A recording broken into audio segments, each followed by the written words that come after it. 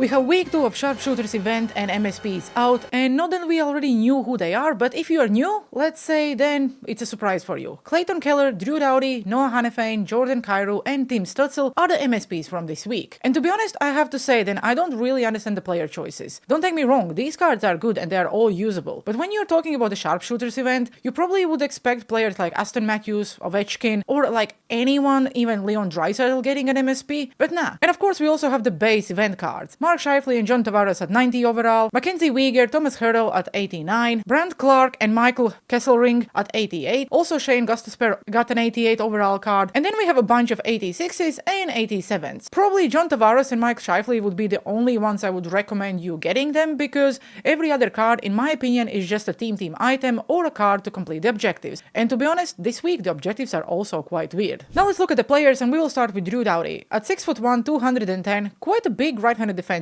And the reason I think I will start with him is because we don't really have a lot of good right-handed defensemen. And yes, he might not be the biggest guy, but he is still usable. He does have offensive defenseman and pinpoint shooting boost, which really don't do anything because his shooting is all 99 anyway, but you can use it to help any of your other teammates, let's say. His superstar ability will be shutdown and zone ability will be seeing eye. His hands are all 90s, his defensive stats are pretty much all 90s as well. The checking could potentially be better, but it is what it is. If you look at his skating stats, 92 acceleration, 92 speed, 93 agility and 92 balance, and even endurance is 91. So in my opinion, this is actually a very usable right-handed defenseman. And the good thing about this event is that if you, let's say, pick up any of these cards, it doesn't matter which MSP you make, the zone abilities will cost you 0 ability points. So this is the only thing what makes this event actually good. I'm also expecting to see the same thing in the next event, where if it's all about the speed, then we probably will see wheels and elite edges as a zone abilities, and it will be free. So can you just imagine 99 speed with wheels and elite edges? It's just insane. The next one will be Clayton Keller, left-handed winger. Again, sniping forward and pinpoint shooting boost, which really don't do anything for the card because the shooting is all 99. His superstar abilities will be born leader and zone ability will be snipe. His skating stats are actually quite good, but he's quite small guy because he's only 5'10", 178. So this would be probably the card I would only make if I'm fan of the team or a player. Otherwise, there are just better and bigger options for your team. His hands actually are quite good because everything is above 94. His defensive and checking stats not so, but in the end of the day, he's a forward. Considering he have 94 acceleration and 95 speed, also the agility is 95 and everything else is 90, really usable card, but probably would not be my choice. The next one is Noah Hannafin, our left-handed defenseman from this week. Again, the same synergies, offensive defenseman and pinpoint shooting boost, which really don't do anything, but this is definitely the best card in my opinion from this week, and I will tell you why. Because superstar ability is shutdown and zone ability is heat seeker. The best abilities you can ask for a defenseman. He's also 6'3", so quite a big guy, 207. Considering he have a heat seeker and 99 shooting, it's just insane. His skating stats are also very rounded up. 92 acceleration, agility and speed, 91 endurance and 90 balance. No need to say then, let's say if you're using Megan Keller for example, and every other left-handed defenseman in your team is quite small, then Noah Hannafin probably would be a good guy to pair up with, let's say, Cale Makar. So if there would be one card I would make this week, this would be this Noah Hannafin. And then we have the last card, which probably will be the one everyone else will be making, because Jordan Kyrou looks like an insane card. Sniping forward and pinpoint shooting boost, again the synergies don't really do anything. Superstar abilities will be wheels and zone ability will be close quarters. At 6'1", 196, his card looks insane. 99 shooting, the hands are all above 93, 95 acceleration and speed, 97 agility and balance and endurance will be 90. The reason why I'm saying a lot of people probably will make this card is because everyone is like a sucker for a speed. Again, probably shouldn't be saying that, but everyone will always go with the fastest players. I always go with the defensemen first because I just think we have a lot of small defensemen where we have more forward options. Let's say recently EA released their 91 overall team of the week Alex Ovechkin. I think he's much better than Jordan Kyrou or Willie Nylander in my opinion. If you cannot get yourself 10 wins in champs and let's say cannot get the Owen Power, then this Noah Hannafin is actually a good alternative. But it's up to you who you make. I'm just sharing my 5 cents, no one really asked, but yes, I would go with this left-handed defenseman instead of Kyrou or Willie Nylander. And then the last MSP from this week is Tim Stutzel. Actually happy to see that he's getting a usable card because it just feels like Ottawa is not getting a lot of love in NHL 25 at all. Again, sniping forward and pinpoint shooting boost, which are like irrelevant for this card, 93 speed, 93 acceleration, 94 agility and 90 balance and endurance. The hands are all about 93, puck on string and make it snappy. I'm convinced that make it snappy don't do anything this year, but sometimes it activates, who knows. Puck on string, again, it's not a bad ability, but if you have to pay for it, I probably wouldn't. But the good thing about this card is that he's 6 foot tall, 197, so quite a big guy. And considering he have 95 face-off stats, you can easily use him in a face-off position. acceleration. And if you're building, let's say, a Ottawa team, or you're just fan of Team Stutzel, or you're just from Germany, let's say, then this is a good card. Don't take me wrong. Like I said at the beginning of the video, every single card from this event is technically good. Every single card is usable, but just the player choices for the event just doesn't make any sense. If you look at Mark Scheifele, then again, sniping forward and pinpoint shooting boost, it actually does something for these cards because they don't have a 99 shooting, 92 speed, 92 acceleration, 94 agility, and 90 balance and endurance. No contest and close quarters as a zone ability. At 6'3", 207, really good card. Actually sad to see that he only have 90 face-off stats, so probably you would not use him in a center position because they have better options, but because he's a right-handed winger, and if you're building a team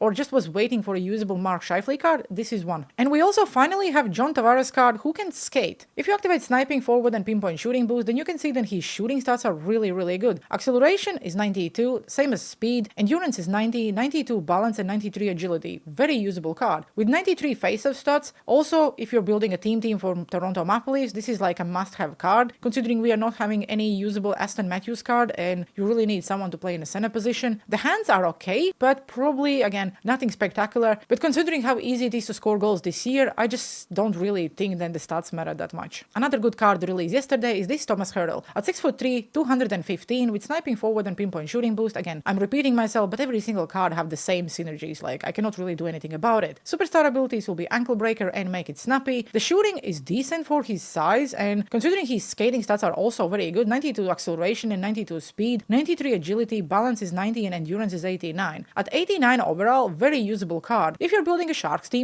for example, or Vegas Golden Knight, again, usable card, really suggest you try him out. The next one is Mackenzie Weegar, right-handed defenseman. With offensive defenseman and pinpoint shooting boost, again, activate the synergies and boost the shooting stats. Superstar ability shutdown and zone ability heat seeker. I'm probably a sucker for these abilities because every single time I see a defenseman with shutdown or heat seeker, I need to try him out because they are the best in my opinion you can ask. The skating is also quite okay for his overall, 91 acceleration, 91 speed and agility, 90 balance and endurance, so not bad considering he's only 89. The hands are all 89, so technically not good on the paper, but he have heat seeker, so he still will score plenty of goals. And yes, we still have other cards like Shane Gostisbehere, who is also not a bad one, but he's only 88, so as far as you're not building a team, these cards probably would not make your team. So if you want to make one of these MSPs for free, all you have to do is just grind your chores. Do your objectives, do your moments, and do the wildcard. And I will start with objectives because this is something I really want to talk about. Again, what is EA thinking when they're releasing these objectives? Because by completing every single objective, yes, you will get a free 88, which you need to make one of the MSPs. But then if we look at, let's say, just the objectives, you have to score 4 goals, and that's any mode, and you will get yourself a free 86 overall B&D player to help you with objectives. And the free player is Rick Wave. I think that's how you pronounce his surname. If not, whatever. With sniping forward. Not a bad right-handed winger, but again, he's only 86 overall, and he's also from Toronto Maple Leafs, so maybe you was waiting for this card. Who knows? Decent card for objectives, don't take me wrong. Because he's a B&D, you cannot use him anywhere else, but in all fairness, the shooting is good, the hands are okay, even the skating is good for his overall, and he's 6'1" as well, so I don't know, if you're just starting out, this card potentially could even be in your fourth line. But now let's go back to the objectives. You have to take 45 backhanded shots in Rivals, Hot Champs, or Squad Battles, and you get 2 collectibles. You have to take 50 slap shots, again with any of the event players, and you get another 2 collectibles, and this is where it goes like mad. You have to take 5 lacrosse shots. Why would you ask people to do this? I'm not saying it's hard. If you're using total control, you just have to press one button, but this is not fun, you know? If someone is not using the total control, basically they just have to switch back to total control or just in general to get this done, because I don't believe that a lot of people in lower divisions or the people who are casual players actually knows how to do the lacrosse deke using skill stick. Then you also have to do 25 toe drag shots. Like, we just did 75 for the XP objectives and you're asking us to do it again? And then the next ones are 15 goals, which are top left corner, top right corner, bottom right corner, and bottom left corner. So basically another 60 goals, which is mad in my opinion, just for an 88 overall, where they was giving us a free 88 overall in Team of the Week moments, where they took me around less than 10 minutes, I would say, and I could also get an 88 overall. I know that was not for the event. This just feels like a lot for an 88 overall card. I could save myself a time and just go and buy that card. You know what I mean? Same as every other week, we also have hot moments. So you have to take 10 shots with Team Stutzel and you get a random 82 overall. So this one helps you if you are still grinding the puck objective. So every single random card you get counts as a puck. Then you have to take 8 snapshots with Hanifan and you get a random 82. 7 backhander shots with Jordan Kyrou and you get a random 84. Score 2 goals with Drew Doughty and you get a random 84. And then you have to score 3 goals with Keller and you get a random 86 overall SharpShooters player. So this is the first player actually helping you to make an MSP. And yes, you can trade in the 84s for an 86, and basically you can just do the sets forever. If you look at the wildcard, it's exactly as it was the week before. You also can still get 2 random 83 team builders. So if you did week 1 and week 2, you would end up with 4 of them. You cannot even make 86, but you know, it's a start. And then at the end, if you complete everything, you get a random 86 overall sharpshooter player as well. So that's someone you can actually use for the set, or just, I don't know, save for any future events. And between that, we have plenty of collectibles, which you can then after go and trade in for whatever you want. Because there are no changes to the sets and they work exactly as they were week before. To make one of the MSPs, you need to trade in 3 88 plus overall event items and 2 88 plus whatever items they can be from any previous event, team of the weeks, which I don't suggest you do, but technically you can do that. And if you want to make one of the event 88 pluses, or just an 88 technically, because that's what you can get in this set, you just have to trade in 3 86 plus overall event items. And if you want to make an 86, you have to trade in 3 84 plus base cards. That's why when I was talking about the moments, those cards actually matter. You pretty much are getting enough to make 186 and then another 86 at the end, so it's not bad. And it doesn't really take you a lot of time, so I really would recommend you guys complete the moments, because even if you have no interest in this event, it's still a fodder to save for any future events. And in my opinion, hopefully, the next event will be much better than this one. If you don't have any interest of making any of the MSPs, and you're just cashing in your daily pack in the store, where you can get 5 free collectibles each day, then you completed the wildcard, and also, I don't know, you didn't have anything else to do and you grinded the objectives, you can trade in these collectibles for a lot of things. I personally always save 40 collectibles and I go for 485 pluses. Yes, they're all untradeable, but you can pull something, and I just like to see purples. If you're desperate for coins, this one is a really good one, because the event items are currently going for more than anything else in the auction house. So if you trade in 30 collectibles, you can actually pull an MSP. I know the chances are quite slim, but you can. Or you can just pull an 86 and probably lose a lot of coins, but it's up to you. If you're just starting out and let's say you don't want to make an MSP because you don't like a player, but there is one 88 overall card you really would like to have, you can trade in 30 collectibles for an 88 as well. But this set is mostly there just if you're planning to make an MSP. So those collectibles would help you. If you want one of the 90 overalls, for example, a chance for a Tavares or Mark Scheifele, you can trade in 30 collectibles for a random 90 overall sharpshooters player, which will be a BND, so you cannot do anything with that card after. But you also can pull players like Panarin, Stamkos, and anyone else released before. So it's not just from this week. A lot of people are going for this 3 random 83 plus pack where you have to trade in 20 collectibles, and you can still pull a purple. And let's say if you have 40 collectibles and you want tripping packs, instead of 1 you can get 2, but it's not guaranteed then you are getting a purple. You can also risk it for an 88 by trading in 10 collectibles, but there is also a chance that you are pulling an 83, so it's up to you what you want to do. And this one is good because there is a possibility you could also pull a team of the week card, for example, and if you are still planning to make a Ovechkin, there is your shot. I'm not saying that you will pull a team of the week, but it's possible. Or a lot of people actually are trading in 5 collectibles for 478 pluses, and if you look at like the value of the cards, I know they're all untradeable and you cannot make any coins, but you still can make quite a lot of cards and just save them for any future events. Same as previous week, we also have an exclusive pack in the store where you can get yourself a 91 overall player, and that's the only way you can get it, by just opening this pack. Last week we had a 90 overall, this week it's a 91, so I actually feel that last week was quite bad, because while they both are not the same overall, but you know, it's EA, so I'm not complaining. This pack will cost you 285,000 coins. Is it worth it for a 91? Absolutely not, but if, I don't know, you're a fan of Nick Lardis, why not? Because in my opinion, it's actually cool to see a card which is not from NHL. With sniping forward and pinpoint shooting boost, you can boost his shooting stats quite a lot, like pretty much everything is about 96, and I actually like the card. Yes, he's quite small, but I don't know, if you're a fan of the juniors or stuff like that, decent card I would say. Superstar ability will be Unstoppable Force, and Snipe as a zone ability. Considering his size, Unstoppable Force is probably useful. His skating stats are also decent, 93 acceleration and speed, 99 agility, and balance is 90 and endurance is 89. Again, this card is not worth what EA is charging us for. If you really want this player, then it's a usable card. The last thing I want to touch on is the Stadium Series cards. The reason why I didn't start with it is because you cannot make any of these cards. The only way you can get any of them is by auction house, or if you decide to open the pack. But as you can see, Columbus Blue Jackets and Detroit Red Wings both received quite a lot of good cards. For example, Lucas Raymond, Moritz Seider, Marco Kasper, and whoever team wins, let's say if Detroit Red Wings win, then Lucas Raymond will be a 92, and that card would be sick. Columbus Blue Jackets have Kirill Marchenko, Adam Fantilli, and Elvis Merzlikins as the highest overalls, and again, if Columbus win, then Elvis Merzlikins is a 90 overall, Adam Fantilli will be 91, and Kirill Marchenko will be 92. If you want to risk it and let's say try to get Kirill Marchenko or Lucas Raymond, you have to head over to the store, and then if you go to the Stadium Series pack, and then there is a pack which will cost you you 127,500 coins. You'll get 2 random Stadium Series players. They both will be untradeable, and you can get 2 86s, or you can get, let's say, 91 overall Lucas Raymond. Technically, it's not a bad value, but I don't like that you cannot make any of these players. I would like to see a set where you would also get a random player, but I'm assuming same as the outdoor game previously, are just basically to make EA some money. I will not look at every single card, but I will just look at the highest overalls. For example, Lucas Raymond. At 91 overall already, as a right-handed winger with playmaking forward and digging boost, you can see that this card is usable already now. Yes, the balance and endurance is only 88, because EA just hate those stats,